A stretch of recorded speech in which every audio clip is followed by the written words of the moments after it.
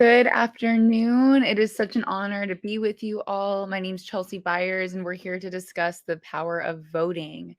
Before we dig into this all important topic, I want to first just thank Nancy and Amy and all the Passionistas team for this honor of being a part of this amazing community and the high honor of being the final conversation on the schedule of this amazing 3-day summit. So, I'm here to help make sure that we can take all that we've learned in the last 3 days and move forward in a way that really makes an impact.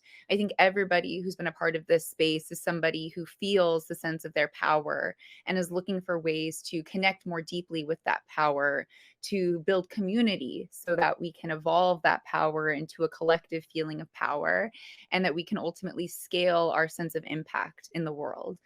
So I just want to honor all of you for making that commitment. It's tremendous.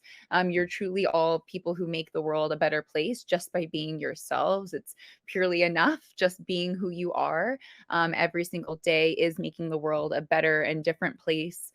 So I thank you all for that. And I hope that at the end of the time that we share together today, you can feel an even greater sense of understanding and connection to your personal power and how you can exercise that in the world.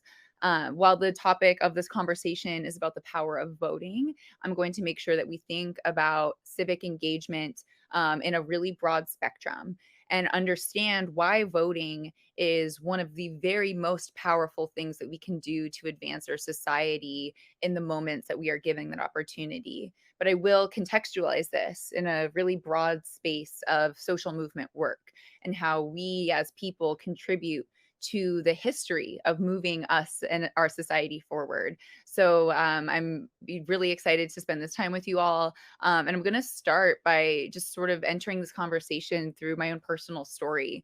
I think in order to really get into this conversation, I need to get into my background, my own lived experience, and my life's work to really offer a perspective that I believe is valuable to you when we're having this conversation. So, again, just sit back. We've got about 58 minutes together, and I'm so grateful. My name's Chelsea Byers. I am many things, but I will start with some of my early beginnings. I am a woman and a girl who was born in Arizona in the United States of America. I was born to a family that is from many places across the country. My mom is somebody whose family traveled all throughout the United States through between the 60s and 70s and were peace advocates. They contributed to the social movement for peace, anti war work in many different forms. And she grew up in many different communities as a child. Ultimately, she landed in Arizona, in Tucson, Arizona.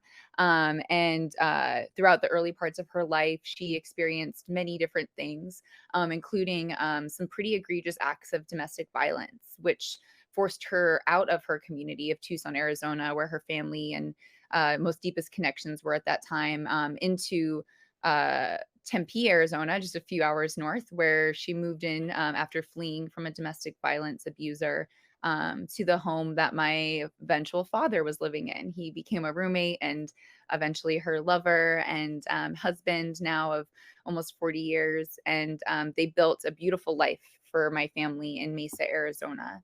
My dad is tremendous. He's the most hardworking person I've ever encountered in my life. He grew up in the desert of Phoenix, Arizona, and never really left Arizona. It's a place that he's always been and always known. When he was 16, he began working in construction, specifically doing tile work, and became a professional artisan, designing and customized floor for people as they were having their dreams home built all throughout Arizona. Him and my mom got together. He continued to work in construction. My mom supported him in developing a business that they would eventually run and then some years later lose. Get into some of those hardships. But early on in their life, and me coming into their life really early on into this family that had some tragedies, some traumas, some difficulties, and a lot of underlying economic instability, really. This was sort of the framework that I grew up in.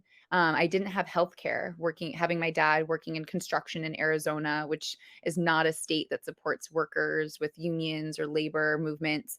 We don't have that sort of strong apparatus there. So I was a kid who grew up in Arizona without healthcare and had exposure to the lived experience of trauma because of my mom's life. These experiences and having a deep understanding of what sort of turbulence could look like thrust me into community work from a really early age. I had this sense of knowing that people needed help and support. People, would want to do great things in the world if there weren't barriers that they were experiencing in their own life. And so at a really early age, I knew that I wanted to help people. I was that kid who was always in the kitchen during parties asking if I could help. I really saw that as sort of my value in the world, right? Providing help and support to people. It put me into a life of being a super volunteer from a very early age. I always looked to opportunities to support my community, to get engaged in volunteer actions. My mom had to drive me all across Phoenix, Arizona, to find these volunteer opportunities. She was really supportive of me for that.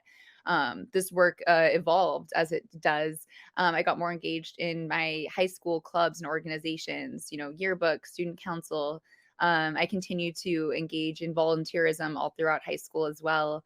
And this put me on a path towards thinking about other people's lives and experiences, not just my own family's hardship, the things that we were lacking, but the things that other people were experiencing. What challenges were they facing? And how could I, as somebody who's very committed to helping people, how could I help alleviate some of that burden that people were feeling? I always had that deep sense of understanding and wanting to connect with people on that level. In high school, I went to a public high school in Mesa, Arizona, but it was a very conservative sort of orientation. Most students at school were religious, and that wasn't an experience I grew up with. Although my household was very open and very, welcoming to allow me to go to different church activities and get to know other people's perspectives, that wasn't ever something that my family, we didn't have an orientation towards faith. And so when religion became a bigger part of my sort of social understanding, I became really ostracized and just sort of recognized the ways that I was different from my peers. And that became a very clear moment for me, a defining moment, in fact, of my personal advocacy and activism, when a teacher said in a classroom that being gay didn't amount to anything in the world, that it was harmful towards your well-being, in fact, if you were an LGBT individual. As somebody who was finding my own sense of connection to my own queerness, and certainly knew other students, my peers, who were coming out at that time, who were vocalizing their own sense of identity and, coming out of the closet, calling themselves gay or queer. This injustice that I saw in my classroom with this teacher, this trusted voice of authority in my classroom, who was saying such horrible things about people's long-term lives and trajectory. I couldn't take it. As somebody who knew that barriers were presented that made people's lives more difficult, I immediately saw her as a barrier to people's ability to feel safe and connected and welcomed to the community of our high school campus. And at that point, as somebody in student council and in yearbook and in all these different places in campus, I knew that it was my role, that I could do something about this to help make people feel safe. So I came back to that class the next day. I wore a t-shirt that said, "Love us for who we are, not who we love." I protested in class along with a couple other students, but I was the one who was sent to the principal's office and told I was not welcome to come back into this class. I had a choice that I could make. I could apologize for what I did, or I could choose not to graduate from high school with that Spanish credit that I so wanted. So I made the choice. I didn't graduate high school with my Spanish credits. And instead, I really put myself on this path of calling out, confronting injustice, creating community for people who didn't feel like they had that sense of safety and security and inclusion in spaces, and of skilling myself up to be more effective in all of these ways. So, at high school, I knew then that I had a few choices to make. I was deciding where I wanted to go to college. I was deciding, what my future looked like. And I applied to one school in the entire world, and it happened to be located in Switzerland, of all places. My family thought I was applying to our state schools. There were a few of them, and I didn't apply to any. I took my single shot in the world, and I made it happen. I took out a huge student loan in order to go to college in the first place. I was the first person in my family to be able to make this decision to go to college. And I knew exactly what I was going to do with it. I wanted to make as big of an impact in the world as I possibly could.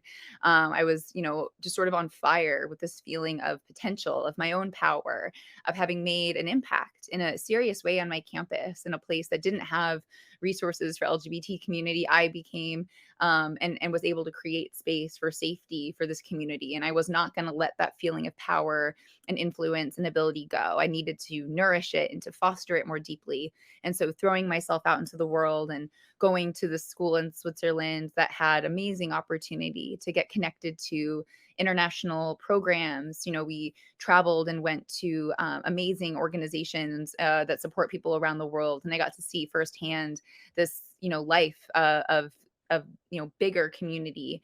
It was an amazing experience, so enriching, and helped me sort of scale my own sense of impact. Right, at 18 years old, I'm traveling the world. I'm seeing my footprint, land in different communities, places I never thought I'd be able to go, and I was really proud to be able to do that for myself. I knew that I wanted to continue to make impact. That the issues that I faced early on in my life were going to continue to follow me. Student loan debt, especially having an awareness of just sort of the monstrosity that this debt would be for the rest of my life. I wanted to make sure that I was also really rooting myself in opportunities to get connected to jobs and to a career in places that made sense. I eventually transferred back to a state school in Arizona, Northern Arizona University. And it was at that point in time that I was able to get connected to different issue organizing that was happening. While I was living in Switzerland, I got very involved in the work of registering students to vote. It was the 2008 election happening, and as a young person from Arizona, we had one of our own state elected officials in that election. So it was a very exciting time to be from Arizona because everybody in the world sort of knew what Arizona was. Senator John McCain was one of the presidential candidates, and he was facing a young and upcoming political opponent from Chicago, Illinois, and eventually President Obama. And it was really exhilarating to get to be living in a foreign country, registering, all the Americans there to vote, to get their absentee ballots and engage in that election. And that just made me feel a whole new sense of connection to US politics and our potential here. So going back to my state school in Arizona, I knew I wanted to dig into these issues for the long haul. I wanted to get engaged in the work of bettering our country and our communities locally. And I got really excited about that. Being in Arizona also presented me with opportunities to work on education. We were the 49th worst state when it came to education. And here I was, somebody already saddled with tremendous student loan debt. And I was seeing the barriers that my younger brother, was experiencing when he was making a decision if he wanted to go to school or not. He decided not to go to college. He works with my dad still to this day, tiling floors throughout Arizona in the heat of the desert sun. And it's tremendous, beautiful work that they do. But he didn't truly have a choice. His choice was to either take on tremendous student loan debt as I did, or, pursue a career very early on without going to college. I didn't want people to have to face that same set of tough choices. I wanted people to feel like they could access an education if that's something they wanted to do without having to take on the student loan debt. So it was really important to me to help reduce those barriers. And I got involved in an organization called the Arizona Students Association that helped bring students into the political space. We did work like voter registration, like education and mobilization around specific issues, like Pell Grants on campus, which were a federal grant program that extended to students who needed help getting access to resources to go to college. We did expansion of the Pell Grant program. We also did things like a tuition freeze when our Board of Regents, the decision-making body for education, would make decisions like increasing the rate of tuition. We would run campaigns to try to stop that. So we did a lot of amazing work throughout those years as a student organization, and I'm really proud of that. And it's in that space of time that I really began to understand the power of voting. I had, mentioned I was doing some of this registration work already when I was living in Switzerland. Even in high school, I was registering students to vote who were just about to turn 18 and getting them all ready for their opportunity to engage in elections. But it wasn't until I was back in Arizona working on a college campus and really making voter registration the focus of my day in and day out that I began to understand and feel the sense of understanding of the power of voting.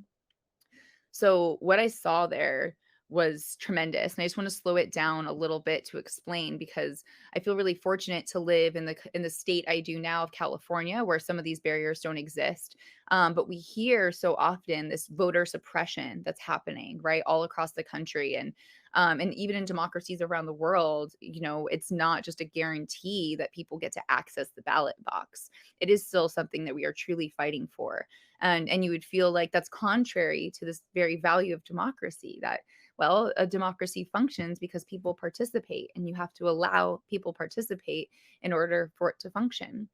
In Arizona, what we saw was really egregious acts of disenfranchisement, right? These very intentional efforts to keep people away from accessing their power of voting. And when I saw it on this micro level around the student population, I knew that I was going to be committed to reducing barriers in a whole new way for the rest of my life. And some of the things that we saw while we were registering voters on campus, we knew that it was, of course, easier for somebody to vote if they got their ballot sent directly to their mailbox. That's a given. It's, in fact, why the state of California and a few other states like Colorado are not going back from that decision that was made and during the pandemic, during COVID, when we wanted to expand access to voting in this sort of state of hyper health consciousness because of COVID. So ballots were mailed to every single registered voter in the state of California and Colorado. States had the opportunity to make that choice, and only the most progressive states truly did. So it's tremendous that we can do that. We know if you have your ballot mailed to you, you're going to have an opportunity to take the time to vote on every single line. And sometimes these ballots are really thick, right? There's so many different names and issues and ballot initiatives. So giving people the time to do their homework, to research the different things that come up on their ballot, that can happen if we get these ballots mailed to their home. But often the problem was that we weren't able to get students to register to get their ballots mailed to them because they would need things like a campus mailbox address that they didn't have. They would need things like an ID that didn't match their new address on campus. So we saw this time and time again. We just the very identification piece of the puzzle, you needed a brand new driver's license. Any student was going to be expected to have to get a brand new driver's license or state ID that matched their campus address. You're allowed to vote at whatever is your permanent residence during the election. But now all of a sudden, Arizona said you have to have a matching ID. And that's a whole different process to engage in, just to engage people in the act of voting. So despite, something I'm very proud of, which is the fact that our campus was able to register the highest percentage of students in history that our campus has ever seen, we only saw about 1% of student population actually vote in that election. This is tragic. It's really challenging and frustrating to think about the fact that all of this work, all of this energy and dedication is put in to ensuring that, voices who are absolutely affected by the decisions we make, right? They are able to help contribute to those decisions, but instead they're undermined. They're taken away the opportunity to vote. These barriers are put in place that are so insurmountable that in fact they cause a detriment to people's feeling of connection towards civic engagement for the long haul. If you can get people to vote when you're 18, then they're likely to continue to vote for the rest of their life because they felt that sense of connection to this act from a very early age. It becomes sort of more formidable in their mind and in their makeup. But if the opposite happens, if you give people a feeling like they're going to be able to get engaged, but then that feeling gets taken away or undermined by something more egregious, like this blatant act of disenfranchisement, then that's what's going to get remembered. And not everybody is going to feel as frustrated or infuriated or, just frankly angry by that and make it their goal to overcome that the next cycle. Some people just throw their hands up and say, forget it altogether. So, in seeing that happen and watching, potentially such a generation of my peers lost to this, I knew that I was going to be committed to this work for the rest of my life, that there was just no way. We did so much to get so many students engaged just to watch them get turned away on voting day. It was absolutely gutting and heartbreaking. I knew that my vote mattered all the more because my peers were unable to. I knew that when I sat there and made my decisions on the ballot, that I was doing this on behalf of people who couldn't make their voices heard. It was an act of solidarity for me all of a sudden when I'm sitting there at this ballot, this act that feels very personal, right? Nobody even actually sees who you vote for. There's nowhere that vote is recorded. Nobody can look up, who did Chelsea Byers vote for in the 2008 election. You can't see that information. But I knew when I was making those decisions that I was making those decisions on behalf of a much larger feeling of solidarity, a bigger community of people who needed me to make these decisions, right? And so I say that when I talk about the power of voting, that we have to remember that this is something that we're doing for people who can't do this for themselves. I wish, and we have to continue to work to ensure that everybody can access the ballot box. And there are people who are not able to do that legally for so many reasons, right? People who are under the age of 18 in most communities cannot vote. Here in California, where I live, in a neighboring community, not my own city, but another city, they're working right now to pass a ballot initiative that would allow 16-year-olds to vote. I think these are tremendous ideas, knowing that if you're 16, you're still likely living in your family's home, you're in high school, and if you have an opportunity to get engaged in an election 2 years earlier than you would have, in that context of being in your family's home, in the community you grew up in high school, then you're going to crystallize that connection to voting in a whole different way than you would if you're at this sort of transitional point in your life at 18 years old, right? You're leaving the community like you grew up in, you're maybe moving outside of your family's home for the first time, and all of a sudden it's fall and there's an election and you're supposed to have a deep understanding of what's going on in your new local community. 16 is a very wise time to start getting people on this track. But that's not happening everywhere. So when you're showing up at a ballot box and you have the opportunity to vote, you have to remember that there's an entire generation under the age of 18 that cannot do that. And frankly, they are relying on us to make good decisions for the future, right? Think about climate change and how many years we wasted not making the right decision happen at election time for the benefit of climate change. And now we have an entire generation of young people, Generation Z, who is truly, traumatized and deeply anxious because of the realities of climate change. I think about this constantly. I'm 32 years old. I'll be very transparent with that.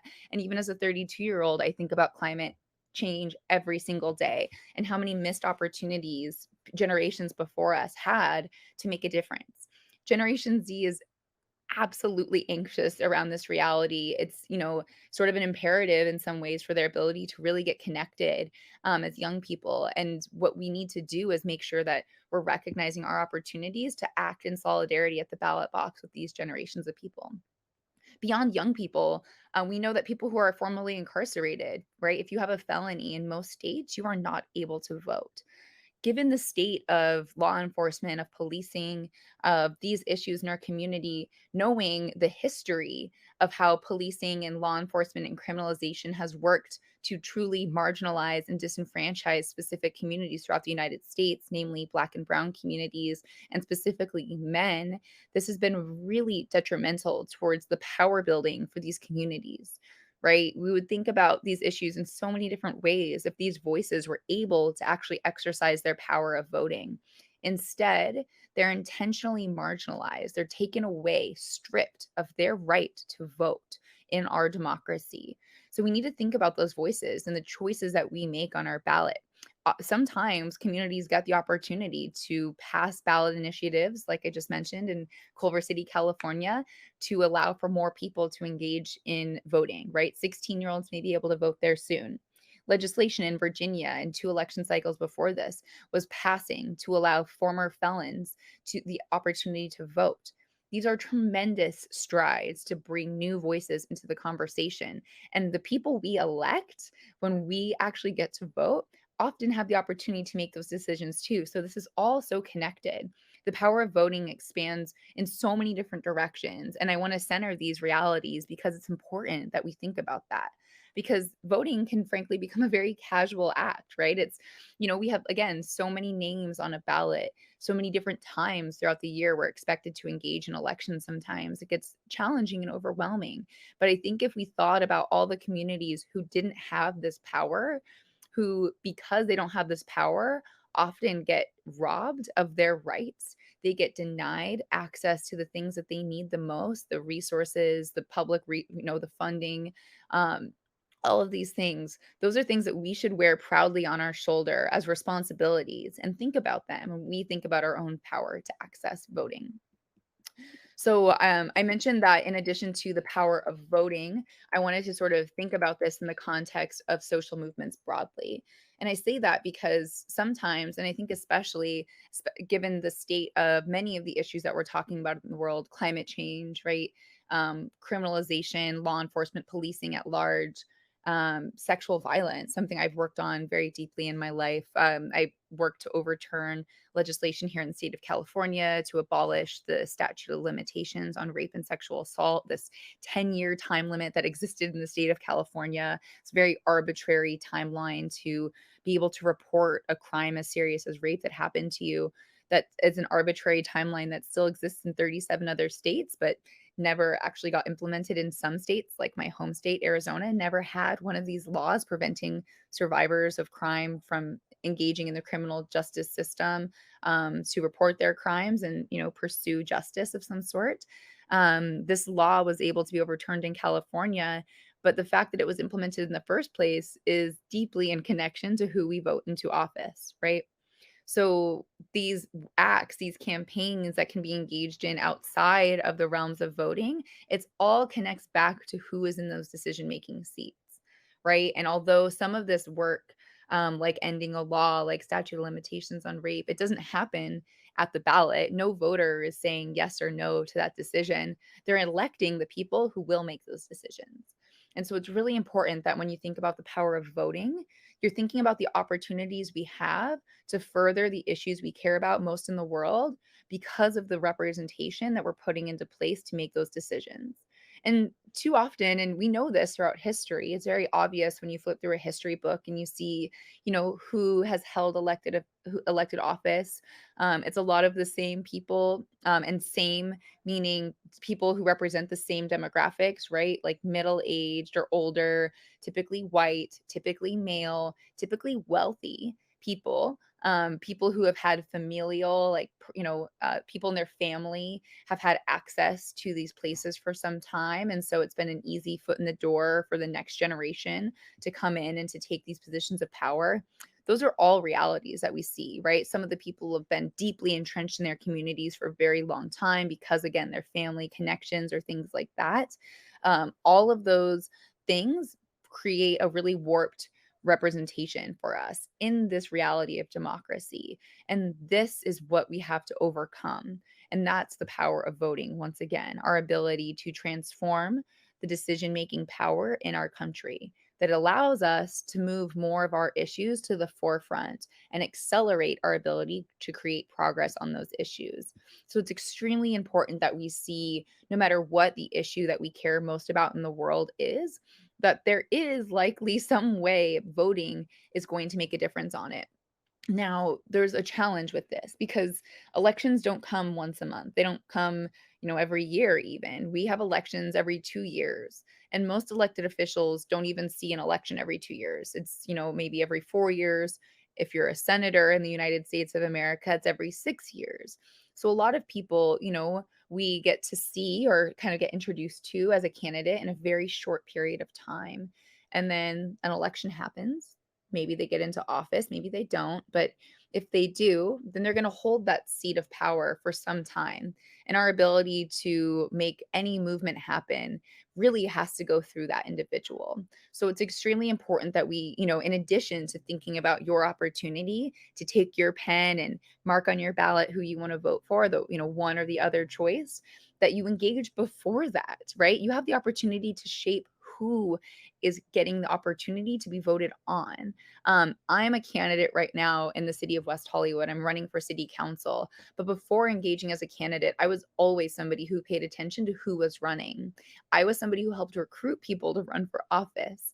I think it's really important that we do that work as well. And if you are somebody who works in an organization or you're really dedicated to specific issues, then I think it's really important that we make space for candidate recruitment as part of that work, right? We can create greater representation when we find people who we want to represent us and we provide them with the early support, with the encouragement, with the motivation, and frankly, with the resources to get out there and to run for office. It's a really hard thing. And like I said, history shows that it takes really well positioned, well connected, and well resourced people to get there. There's so much of that changing because now we are well motivated, well intentioned people who are fighting for our lives, frankly. And no matter how well resourced or well positioned, other people may be for this, we're fighting for something bigger. And it's truly our lives and our future on the line. So I think we have a new context created that allows us to bring people to the forefront that can speak to these issues, that are connected through lived experience to these issues and motivate them to run. So when I think about the power of voting, I think about it from the very beginning of that whole process. This isn't about waiting until the election day and getting your ballot and getting the job done, patting yourself on the back and moving on. You absolutely need to do that. But if you're thinking of the power of voting, you have to think about it in this bigger space, right? There are so many different issues that influence the outcome of elections, the amount of money candidates raise, the amount of support they get from different community organizations. All of these things matter, right? The issues that they're talking about that are coming up in their community. Are you somebody who's running in reaction to the hot button issues of the moment? Or are you somebody who's deeply entrenched in where your community needs to go and you're able to actually, instead of being a thermometer and reading the temperature of the room, you're the type of leader that can come in and set the temperature, right? That's how I think about the difference between some candidates that we can get. And we want somebody, and I think the times demand that we have somebody who has a vision for what type of future we need to be living in and can articulate our path to get there, who can build bridges and bring people on board. All of that's very necessary because we have somewhere we really need to get, and we need our leaders to be able to help us clear the path to get there. But it's our job as community who's deeply connected to these issues, who understands what our communities need, who know what type of leaders will be well representing us. We need to do that work very early on to find those leaders, to encourage them, to support them, and to get them in a position where they can be voted on. That's extremely important. And now, taking a step even further back to the place that I sort of began when it came to issues, when it came to the work I was doing in Arizona, working on education. I think about the fact that issues are not often something that you have an opportunity to really vote on. Sometimes you do. Sometimes we have an opportunity to, maybe pass the sales tax increase because education needs more funding or homelessness needs more funding. We have an opportunity to, at the ballot box, vote on something that can make a tremendous difference. But still, it's an ongoing issue, right? Implementing that funding is going to take oversight commissions and more decision making bodies and all of these sort of different processes along the way. So, even if you get the opportunity to vote for your issue in some way, the issue is still sort of ever present in community. I call that issue based organizing or community organizing. And when it comes to this piece of the social movement puzzle, I think that work is ever present and ever ongoing. Really, that's the work of a social movement, right?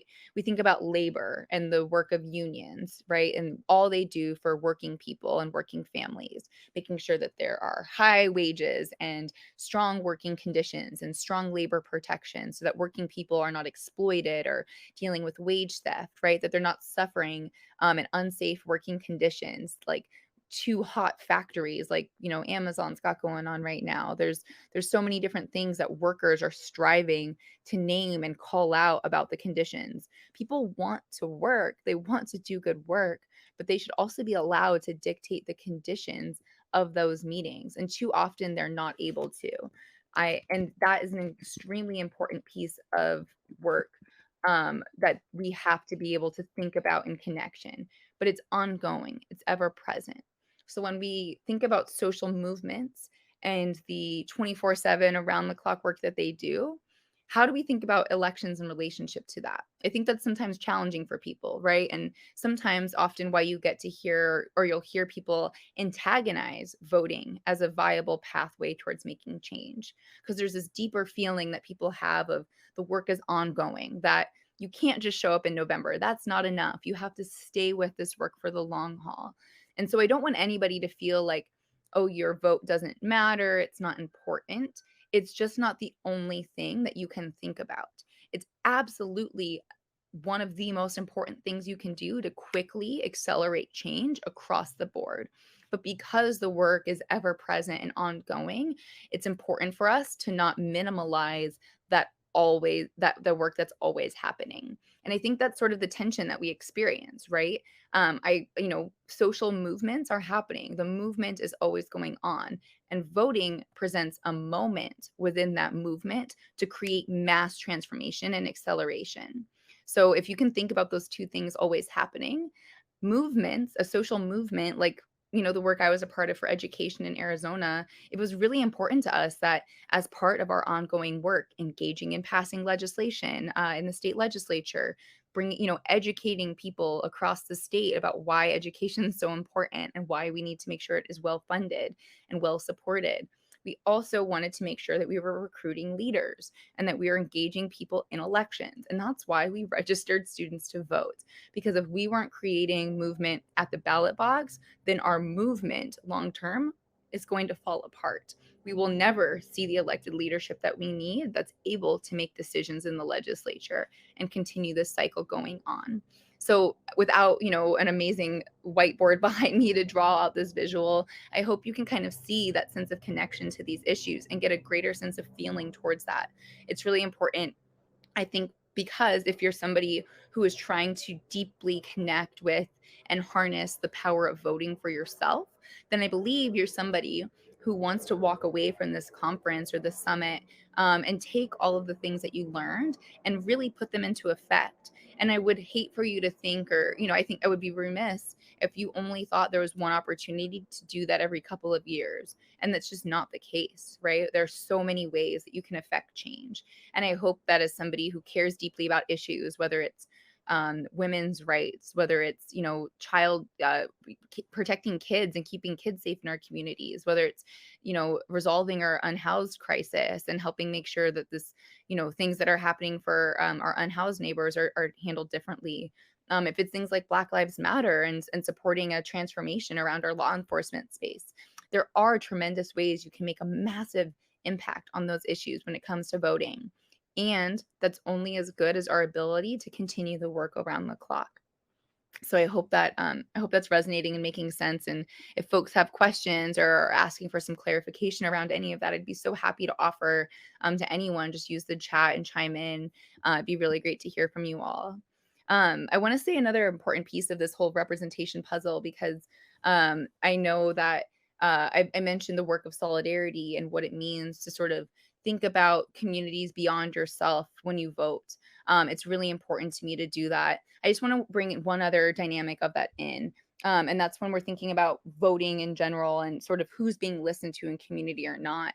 I think about this all the time as a candidate, somebody who's running to represent my community. I want to make sure that I'm holding or imagining that at this big table of decision makers, right? We know the metaphor, pull up a seat to the table. If you don't like what's happening there, just pull up a seat. I want to make sure that there's always an open seat at that table that is held to represent the voices who will not be there. Again, I mentioned people who are under the age of 18 who don't yet have the opportunity to vote, people who are felons who are denied of their right to vote because of something that's happened to them. I think about also in that bucket people who aren't yet born, who are eventually going to be community members in our neighborhoods, right? I also think about people who don't yet live here because maybe they live somewhere else. But right after the election, they're going to move into our state, just like I did right after Arizona's 2014 midterm election. I packed up a U-Haul with my partner and we moved to Los Angeles. If Los Angeles wasn't thinking about how to make space for people who are going to come here, then we're in big trouble, right? So we always need to make sure that we have leadership that is thinking about that dynamic too. And it's really hard because they're not yet constituents, but how else do we march ourselves into the future if we're not holding open space for community who's not yet here? So just wanted to say that. And I see this question now. I'm going to read it out loud from the audience. Sometimes it's intimidating to get involved in local politics or a political campaign. What advice do you have for someone who wants to get more involved? This is such a great question. I'm so happy you asked it. And there is time before November 8th to do this. So I hope you'll actually test this out for yourself. But for me, the way I got involved always was through the issues. Growing up in Arizona, knowing that there was a really stark contrast between people who were running for office, it was very much people who supported women's rights or was going to work to undermine them and pass really egregious laws on reproductive rights. It was people who supported gun control laws or people who had a gun on their hip when they went to work at the state legislature. I'm not kidding. It happened. It was very stark contrast. So for me, I followed the trail. If there was an issue I cared about, and in my early days, education was that, I followed the trail. I was trying to find which candidates were talking the most about education because it was an issue area that I knew very deeply. So I felt like I could have personal influence and provide an extra level of value or support. And I could just resonate with the experience that this candidate was going through, all the battles that they were going to face in community.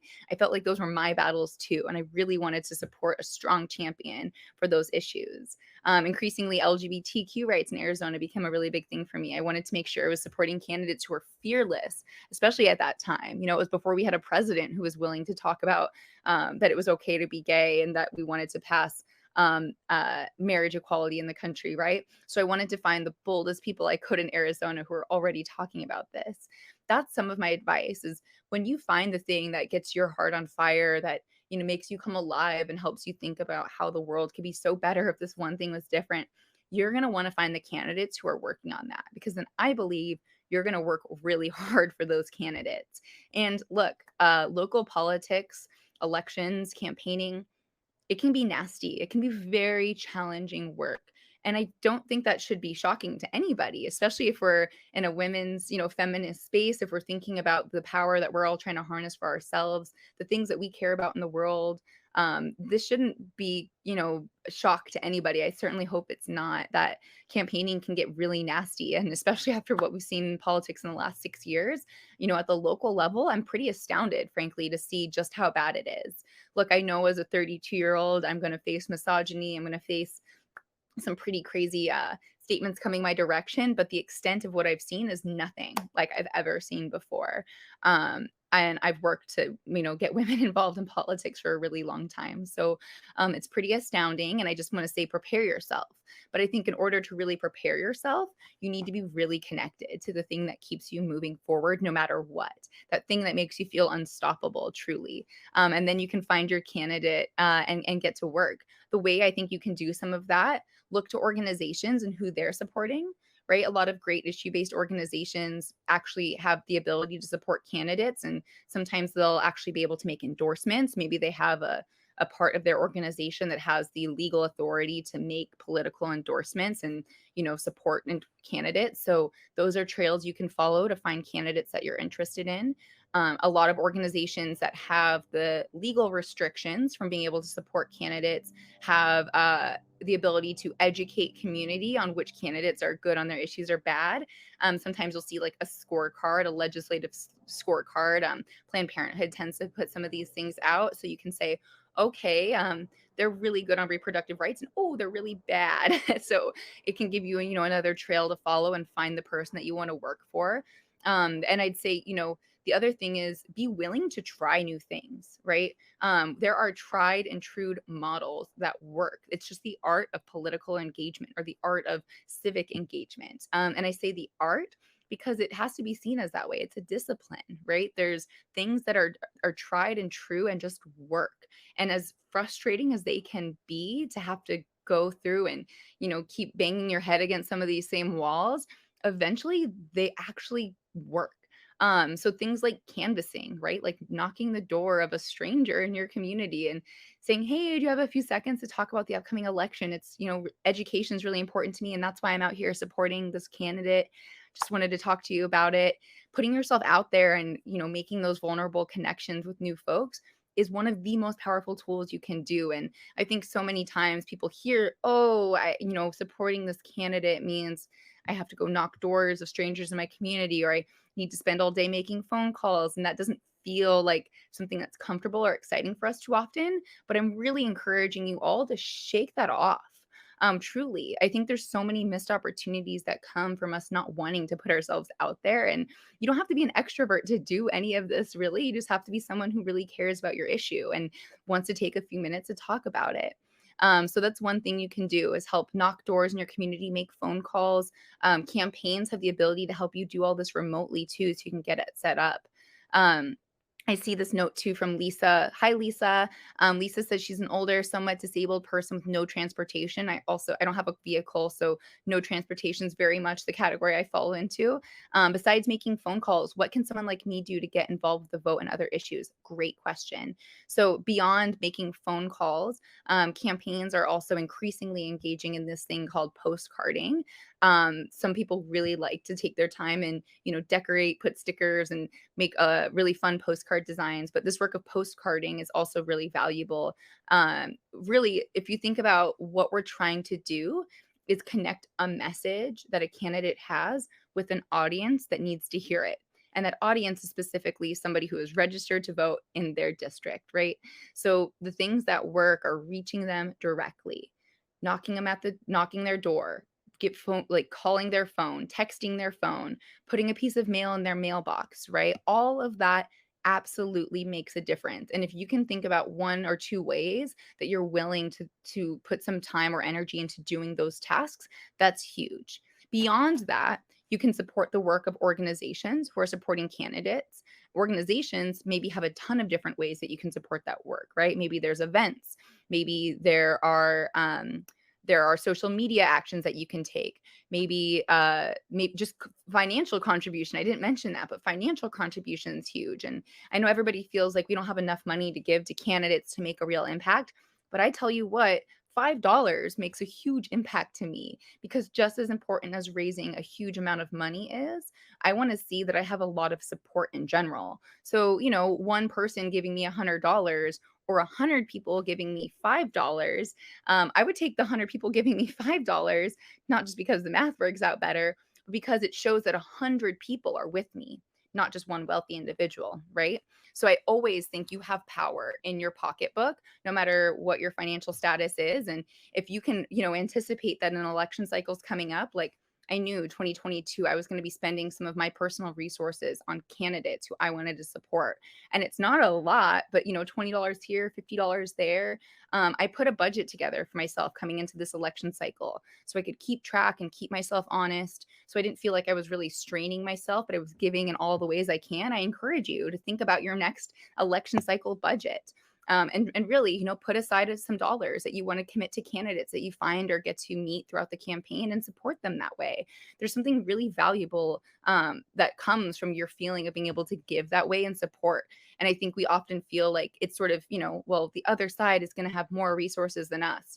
Don't think of it that way. People can get really creative with a small amount of money. And honestly, it just fuels you. It gives you so much energy to feel those dollars, those resources coming in. And we just need to keep our candidates going to do their hard work. I think we often have the winning message, and just a little bit more resources helps get that winning message out to a broader audience. So beyond that, I'm somebody who's a very creative type. I think that some of the most exciting things I see happen throughout elections are things that people just do because of their own passion and creativity. Um, You see people drop, sheets with the name of their preferred candidates. Vote for Nancy and Amy. And people drop these sheets over their balconies at their apartment buildings, or put their own homemade window signs in the back of a vehicle, or decorate the front of their building. Those things matter. Letting people know that you have a passion and that you're willing to put your time and energy into doing something for this candidate. That energy spreads. It truly is contagious. And I would hope or encourage you to think creatively about the different things you might be able to do. A postcard night with your friends, making a great meal, having people come around a table, spend some time writing postcards. More than not, campaigns have those resources and are willing to get them out to you. You just need to ask them for them. And if they don't, then this is something you can take on yourself. People are always excited to sort of do that and see what other opportunities you have. So I would say get creative, have a lot of fun with it. And even just sending a message of positivity to the campaigns that you are supportive of, that can go a long way. I know that I see a lot of negative messages, and every single positive message I get feels 10 times as important as those negative messages do.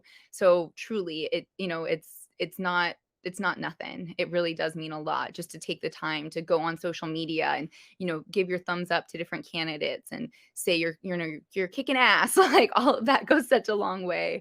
So I hope you feel encouraged to do some of that. I see another audience question. Sometimes it's exhausting. Yes, it is, to keep up our energy to fight for all of these causes. Do you have any advice for how to pace yourself for long-term political activism? Yes. Let me take a drink. That's part of pacing yourself. Yes, I do have advice. Listen, burnout is absolutely a part of the reality of being in these spaces. It happens. I think people get burnt out, when you've made too many dinners for your family or yourself all week, and you're like, I just earned myself takeout. Like, burnout comes through repeated activity, repeated engagement with something. And we do need to do our very best to avoid it. We also should know that it can happen no matter how hard you work to avoid it. So I just say that because, don't be afraid if you get that feeling of burnout. You will come back, right? Your light will come alive again. I don't think that anybody fully gets extinguished from this work. It just feels like you need to take a real step back. Now, you're always wanting to avoid that need. But just be real. Like, it may happen. You may need to take a step back, and there's no shame from any of that. In fact, if you know that it's happening, then you're able to actually pass your baton off and let other people keep going. And that's a good thing, right? I think everybody just wants to feel like you're not slowing anything down. So we're always trying to say, how do I avoid feeling this way? But the reality is you might, and you just may need to take a step back. Some of the things I do when I'm starting to feel close to that burnout, first of all, you need to just have a good awareness of yourself, right? I think if you're engaging in the work of caring for other people in the world, you have to have a good sense of knowing how to care for yourself first. It's like what they say in airplanes, right? You have to be able to put your own oxygen mask on before you help somebody else, because you're able to help more people if you're well taken care of. So make sure you're taking care of yourself first and foremost. Model good behavior in that way. If you're, somebody who's just working your butt off in a campaign office all day and you didn't take time to eat lunch, and by 3 o'clock in the afternoon, you're the crankiest one in the office. Like, nobody appreciates that. You really need to make sure you're taking the time to take care of yourself and make sure you're well so you can show up and keep the work going. Also, know that it's not your job to save the world. Like, I wish somebody would have helped me and maybe they did, and maybe I just need to keep hearing it, but hearing that is a really hard thing for a lot of us, right? We take so much onto our shoulders, and we often look around us and think, well, if nobody else is doing it, I have to, right? Because nobody else is doing it. That's just also not the truth. Right? The wheel's going to keep moving forward with or without us. And it's often a sense of our own mortality that we're putting into check, this feeling that the world is going to go on without us one day. So we need to let go of that feeling that we are the ones that have to hold on to this sense of control, and we have to be there to see everything move forward. Like, take a day off. Know that the campaign's going to be okay without you for a day, and they're going to be joyful when you come back into the space. That's a really cool thing for everybody. So finding that space where you're just comfortable owning who you are and what your needs are is very, very valuable.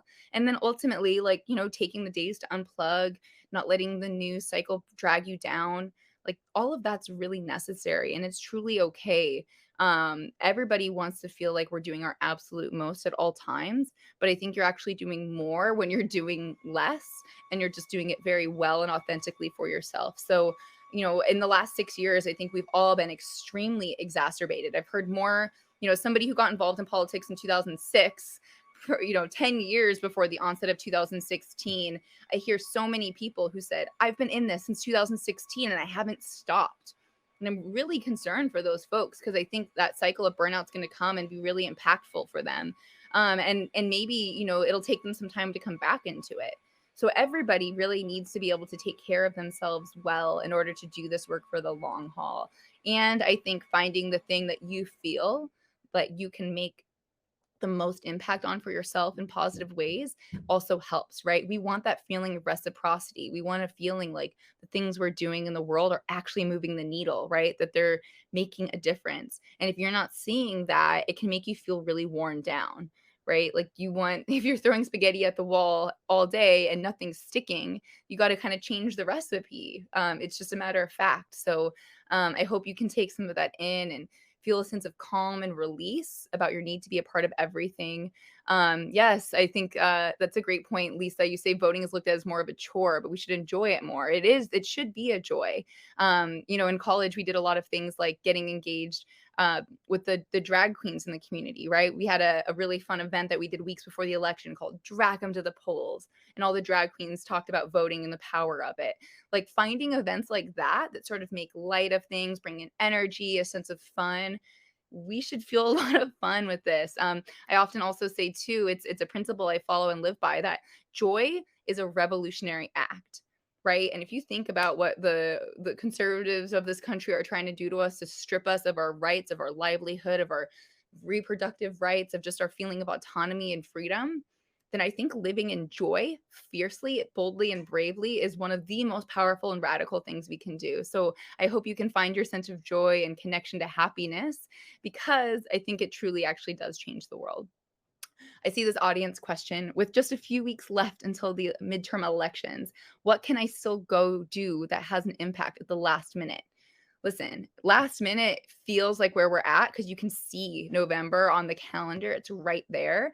But we still have about 47 days in this election. And I am, like I said, a candidate on the November ballot. So I think about every single hour until that election. And while you all maybe don't need to get that granular, there are so many things that you can still do, right? A lot of states still have not, their voter registration deadlines haven't passed. And a lot of people have moved in the last couple of years, right? Like maybe during the pandemic, they found a new place. They haven't really been connected to community yet.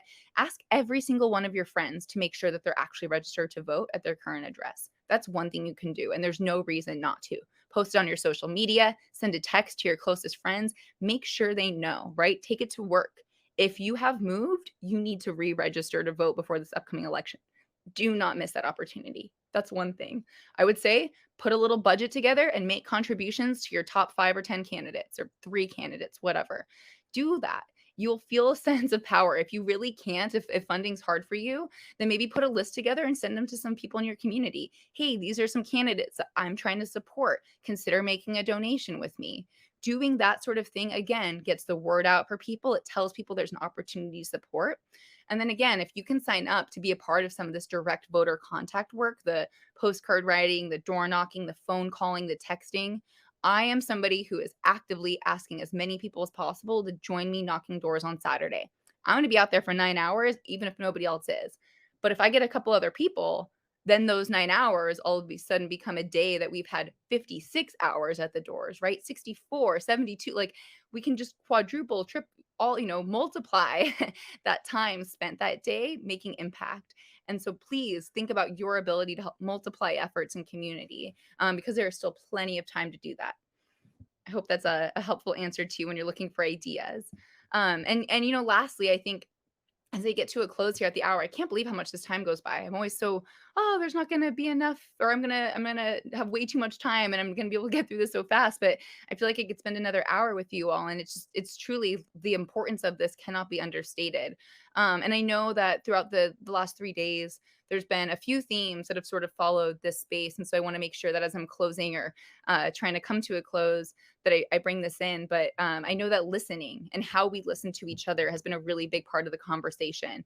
And look, I think voting, civic engagement broadly, the work of social movements, this is all an active response, right? We are listening and hearing the needs that are bubbling up in our community, right? Things like affordable housing, resources for unhoused community members, right? Reforms, and alternatives to law enforcement and to public safety, solutions for survivors and climate change broadly. Like, we hear the calls and the cries for help. And our ability to show up at a ballot is our act of listening and responding to that. Now, that work of listening carries on all throughout the year, right? Again, that work of recruiting candidates, of getting them prepared to talk about the specific issues that are most pressing in community. All of that is an act of response. It's listening and responding. And so I hope you can think about this idea of being more deeply in connection with each other that starts with hearing and listening to each other.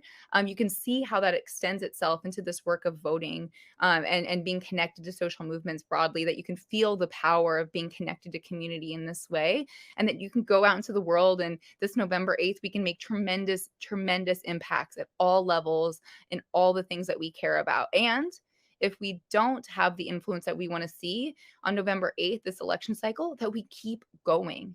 That we keep going, because we have to know that we are moving the needle every single day we show up to make a big difference on these issues. And we will have to spend our whole lives continuing to move the needle, because this work never stops. And take your step out, take your breath, and then come back in and keep doing the work. We need you. I support you and I celebrate you all. And I'm just so grateful that you're taking the time to be with me and to think about all of this. We are so much more powerful when we do this together. And I'm really grateful because you all help me feel extremely powerful in the next 7 weeks of my election timeline. I'm again grateful to the Passionistas Project and this whole summit for having me. Thank you, Nancy and Amy. Thank you, everybody, for being a part of this space today.